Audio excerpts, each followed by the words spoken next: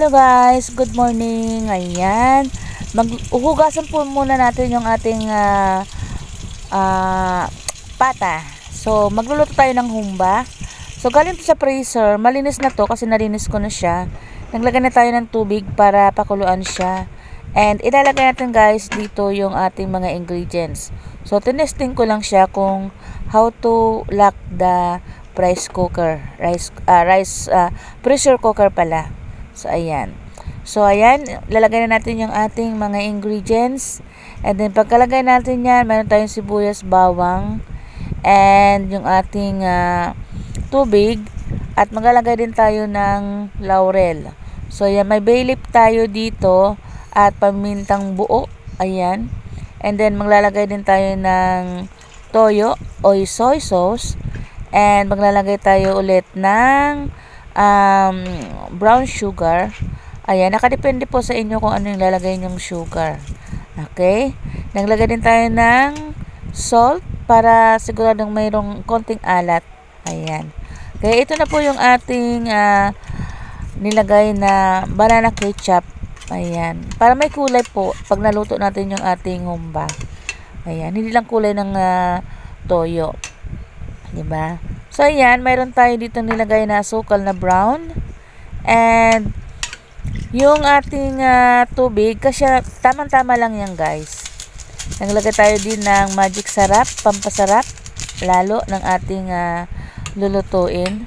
Ayan. Maaga lang pa yan guys nagluto kasi alam nyo na, pagka may mga pasok ang bata, may pasok din tayo sa opisina. So, kailangan natin magluto ng para sa bahay.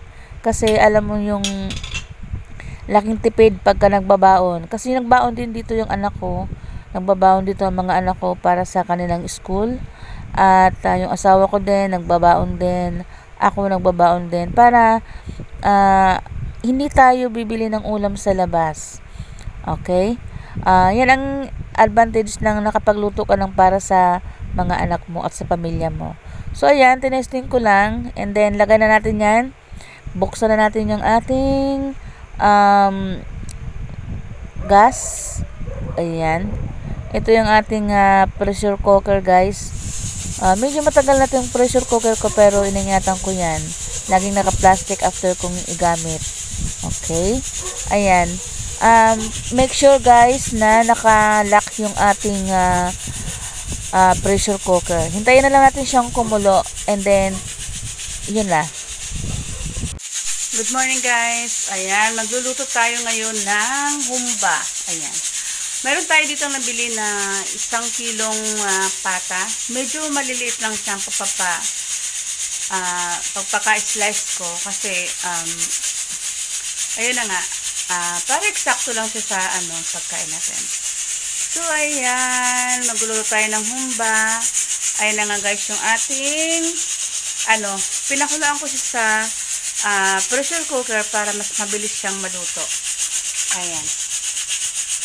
Hintayin lang natin maya-maya bubuksan natin yung ating pressure cooker para makita natin yung ating yung pata ko malambot na. Ito yung ating pata. Pinapalambot na natin. Time is 1:39 o'clock in the morning. Madaling araw, nagluto tayo ng para bukas. Para gigising ako ng mga 6 o'clock na. Kasi tapos na tayo magluto. So, hintayin na lang natin siyang maluto.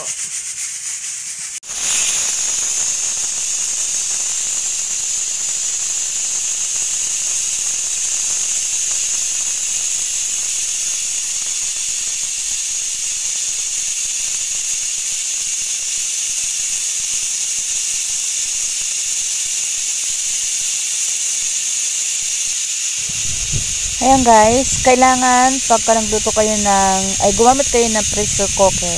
Kailangan guys, bago nyo buksan, kailangan pasingawin nyo muna ng todong-todo yung inyong pressure cooker. Or patayin nyo na guys yung inyong kalan kung i-check nyo yung item kung luto na siya o hindi pa. Or tingnan nyo kung malambot na siya. Ngayon, ang ginawa ko dito, siyempre nakapagkulo na siya. lang medyo siguro mga 20 minutes napakuloan ko na siya. Then nakikita nyo naman na pinaano ko na siya, pinasingaw. Kumuha kayo guys ng tinidor. Yang guys na nasa taas na yan na may itim, yung ulong yan.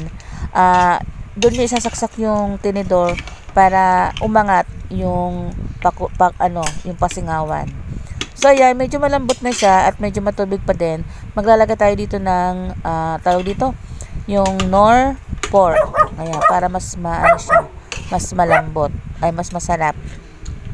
So ayan na nga guys, medyo okay na to. Ayan. Ayan. Kompleto na yan guys. Check natin kung tama na yung kanyang lasa. So ayan.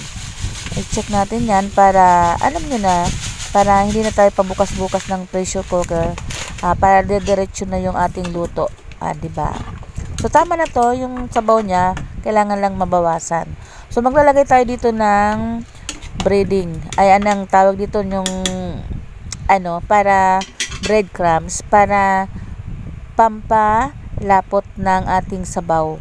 Gusto ko kasi guys, sa pagluto kong ito, meron siyang konting lapot, 'di ba? Medyo malapot-lapot yung sabaw niya para masarap, 'di ba? Yung ganung ulam.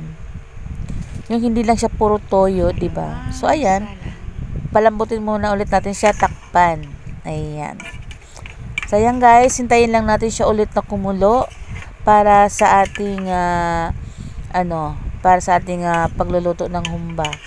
Kaya ako guys, dalawang beses ko itong chinek para sure na malambot yung ating pork. So heto na guys, yung ating humba, malapot na siya at talaga namang lumambot na siya ng maigi. So napakasarap nito guys, hindi na siya dikit yung buto. Ayan. Sarap nito guys. Nako, alam mo yung malamis na siya. At kita nyo naman yung kanyang sauce, siya sticky na. Kumbaga medyo maano na siya. Masarap na siyang tikman, 'di ba? So ayan, ganyan ako magluto guys. Naglalagay talaga ako ng ng breadcrumbs, lalo sa mga gusto ko pagka medyo ang sabaw ko ay malapot. Ayan. So ito guys, kompleto na yan guys. Luto na tong ating humba. Ayan, pinatay ko na din yung ating yung kalan para hindi na masyadong Ayan guys. Luto na to guys at malambot na. Luto na yung ating pwede nang lunukin ang ulam for laman. today. Wag yung buto, Kaya, diba? Ito So ayan guys, thank you so ulam. much sa ating mga Thank you viewers. for watching, guys. At muli po nagbabalik sa ating Janet para sa ating pagluluto ng mga masarap na lutong ulam. Meron pa po tayong mga video about cooking po. Ayan. Salamat, maraming salamat. Thank you so much sa inyong support. Maraming salamat po.